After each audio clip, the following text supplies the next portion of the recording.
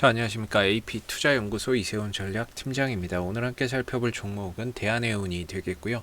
코드번호는 005880이 되겠습니다. 현재 시각은 2021년 1월 18일 월요일 11시 11분을 지나가고 있는 시점이 되겠고요. 대한해운은 현재 1.8% 정도의 하락 흐름들을 보여주고 있는 상황입니다.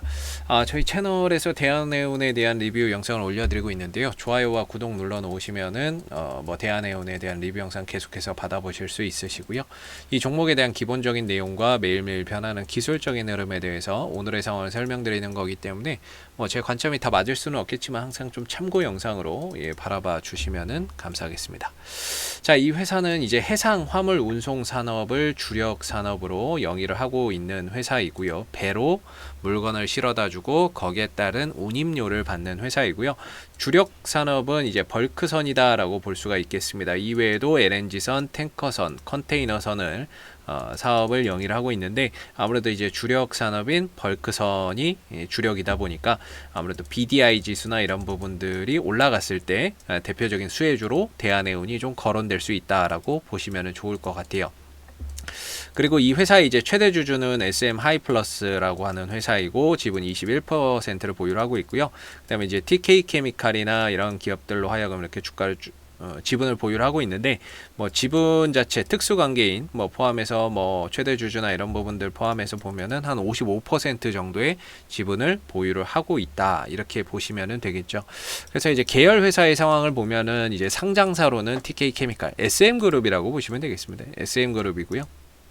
SM그룹 내에서 지금 상장되어 있는 회사가 크게 세 가지가 있는데 하나는 이제 TK케미칼, 하나는 남선알미늄, 하나는 이제 대한해운 이 세 가지 기업이 상장이 되어 있다라는 거죠.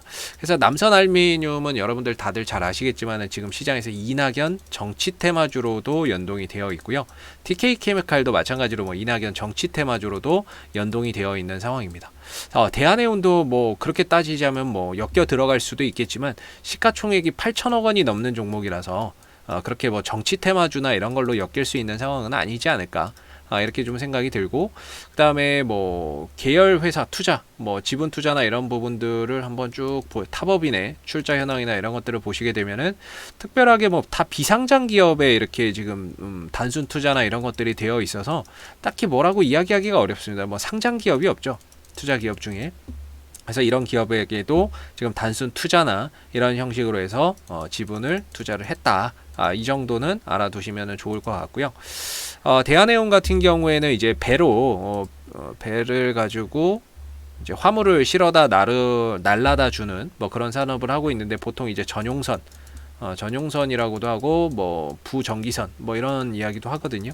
전용선이라고 하는 거는 뭐냐면 어떤 특정 기업들하고 장기 계약을 체결하는 거죠. 그러니까 S-오일이다 라고 하면 S-오일하고 장기 한 20년씩 계약을 하는 거예요. 그래서 20년 동안 대한해운 너희가 원유를 좀 실어다가 날라줘라. 그러면은 거기에 합당하는 이제 우리가 돈을 주는 거죠. 계약금이나 이런 부분들, 운임료나 이런 것들을 제공을 하는 거죠. 그렇게 해서 이제 전용선이나 이런 매출이 좀 큰 기업이고요. 부정기선은 그렇게 이제 비정기적으로 이렇게 왔다 갔다 하는 건데 이거는 그렇게 매출 비중이 그렇게 크지는 않다. 그래서 보시면은 이 회사의 주요 계약이나 이런 것들 보면 장기 화물 운송 계약이라는 거를 2018년도에 체결을 했죠. 그래서 발레 인터내셔널 SA 계약 기간은 2020년부터 25년간, 그럼 2045년까지죠. 장기 계약을 하는 겁니다. 거기에 따른 계약금이 6,497억 원을 받는 거고요. 그러면은 좋게 말하면은 오랜 25년 동안 이 회사에 이렇게 장기 화물 운송 계약을 했으니까 뭔가 이제 안정적인 매출이나 이익이 앞으로 기대가 되는 거죠. 그리고 GS 칼텍스와 2020년부터 5년간, 2025년까지 계약을 체결해 놨으니까 앞으로 이제 이렇게 이제 꾸준히 매출이 나올 수 있는 거죠. S-오일하고 5년간. 그러면 2024년까지, 2019년부터니까. 그리고 쉘, 웨스턴, LNG. 여기는 이제 2022년부터 5년이니까 2027년까지. 이런 식으로 장기 계약이나 이런 부분들 7년 정도 해가지고 3,500억 받고 400억 받고, 그리고 이제 거기에 따라서 이건 계약금이고 이제 운임료나 이런 것들을 또 매번 받겠죠. 이런 식으로 대선에서 7년 동안 3,600억 받고, 이런 식으로 이제 전용선 매출이 좀 큰 기업이다라고 볼 수가 있겠고요.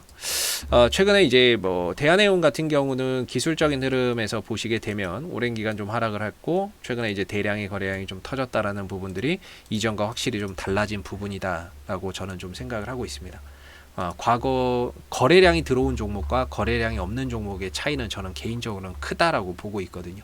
이 종목의 지금 유동 주식 수가 총 대주주 한 50% 이상을 제외하고 총 상장 물량이 2억 4,400만 주인데 그 중에 절반을 제외한 1억 주 정도가 지금 시장의 유동 주식수, 유통이 되고 있는 주식수다라고 보시면 될 것 같아요.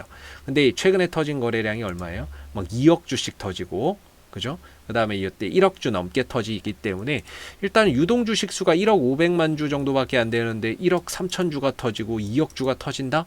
이 부분들은 약간의 좀 손바뀜 거래량으로 우리가 인식을 해야 되지 않을까. 네. 세력들의 뭔가 이제 뭐 바톤 터지, 뭐 손바뀜 거래량으로 좀 인식을 해야 되지 않을까라고 보고, 이 종목에 이제 시가총액도 있고 매출이나 이익적인 부분들이 꾸준히 나오다 보니까 자산 운용사에서도 투자의 관점으로 좀 들어오는데 비중 자체는 그렇게 크진 않습니다. 투자하는 비중이.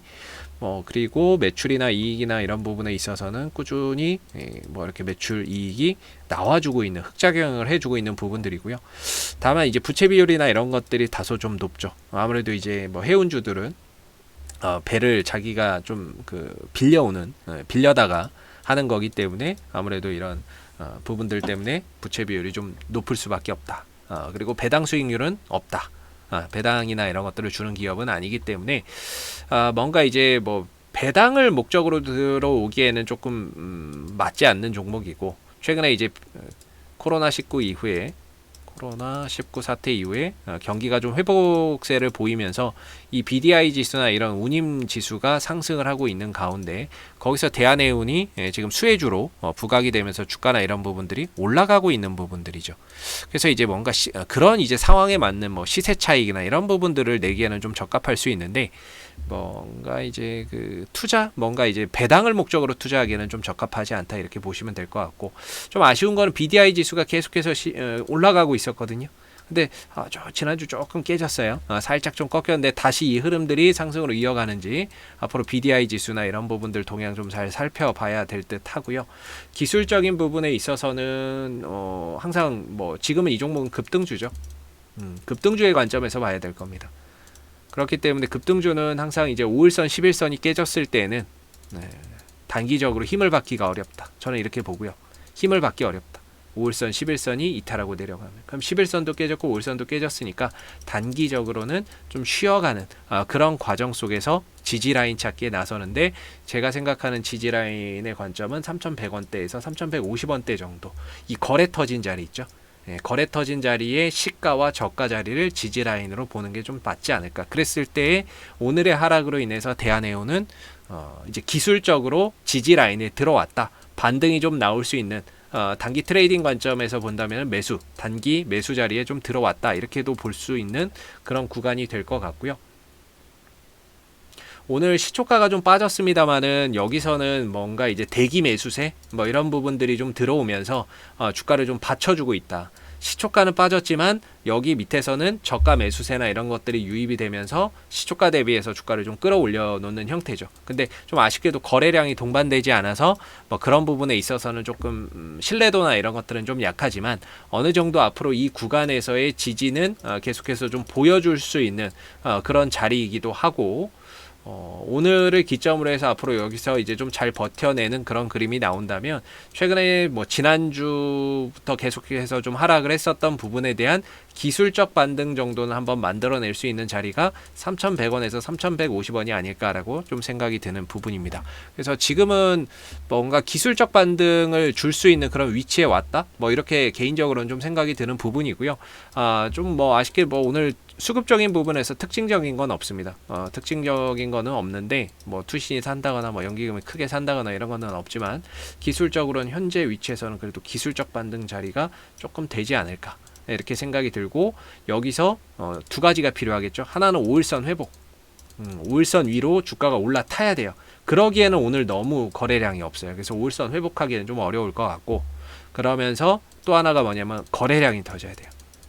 거래량이 좀 들어오는 모습들이 나와야 되는데 거래량도 없죠. 그렇기 때문에 바닥에 대한 신뢰도는 오늘 하루만 가지고는 좀 갖기는 어렵겠지만 앞으로 이 가격을 좀 지켜주면서 5일선 회복과 거래량까지 같이 들어온다면 어느 정도 이 구간에 대한 바닥에 대한 신뢰도를 조금 더 가져볼 수 있는 게 아닌가 이렇게 생각이 들고요.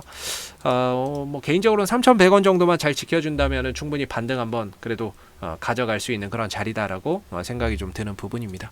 자, 앞으로도 대한해운은 이슈가 생길 때마다요 계속해서 리뷰 영상 남겨드리고 있으니까는요 구독과 좋아요 한번 눌러주시고 오늘 영상은 여기서 마무리하도록 하겠습니다. 감사합니다.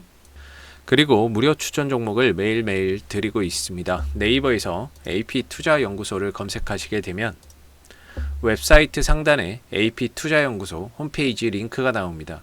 클릭하시게 되면 AP투자연구소 홈페이지로 접속을 하실 수가 있는데요. 가운데 무료 추천 종목 카테고리에 2021년 무료 추천 종목을 클릭하시게 되면 소장님께서 매일매일 국내외 시황에 대한 실시간 브리핑과 함께 종목 추천을 드리고 있습니다. 하나 눌러서 들어가 보게 되면요. 로그인을 하지 않아도 다 보실 수가 있으시고요. 아침 7시 44분부터 댓글 리딩이 시작이 됐습니다. 그리고 무료 추천 종목을 보시기 전에 꼭 읽어보세요도 읽어보시면 좋을 것 같고요.